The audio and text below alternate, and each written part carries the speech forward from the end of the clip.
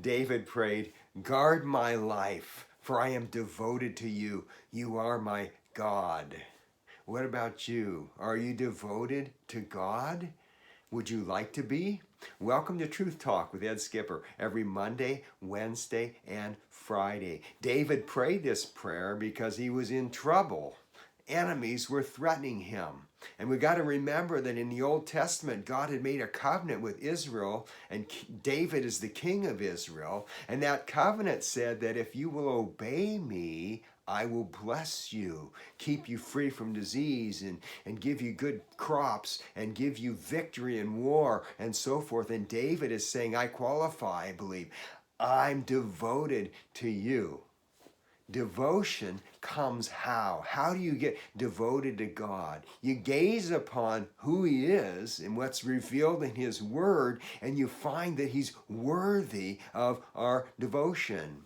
I took a drawing class one time, and the assignment was look at a plant and draw it, but you don't get to look at what you're drawing. You have to keep your eyes on the plant the whole time.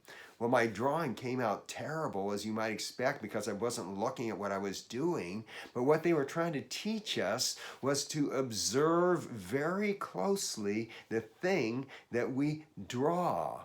And so it is with being devoted to God. We observe very closely what's revealed in the Word about the Lord.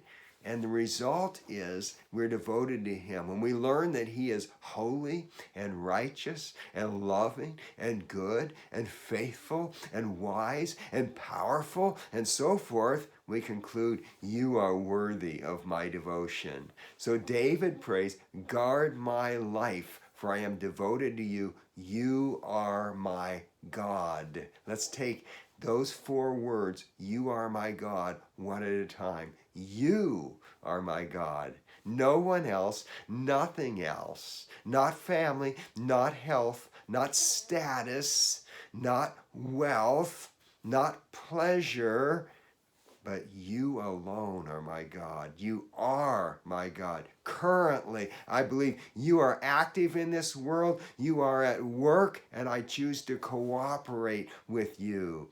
You are my God. It's personal. May my testimony be up to date. Lord, may I be experiencing you day to day. You are my God, not only my source, but my master, my ruler, my King, and I choose to submit to you.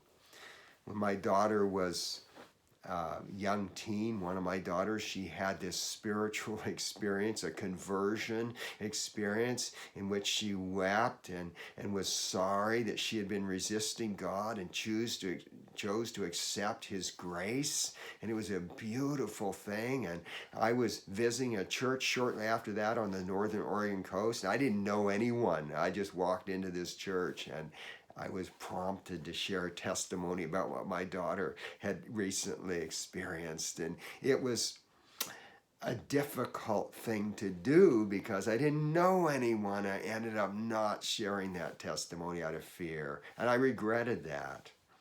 On the other hand, the church I attend often gives opportunity to share the word, people from the congregation getting up, and sometimes I will feel prompted to share, and there's a battle that goes on within me because I'm only attending that church periodically because I'm typically preaching somewhere else. I feel like you don't need to be getting up and sharing all the time when you're here. But when I give in to that prompting, God so often uses what I say. I want to be obedient to the Lord. You are my God, my master, my ruler, my king, and I choose to submit to you.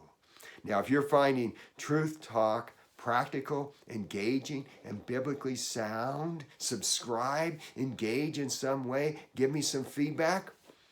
And until next time, may you be guarded by God, devoted to God, because He is your God.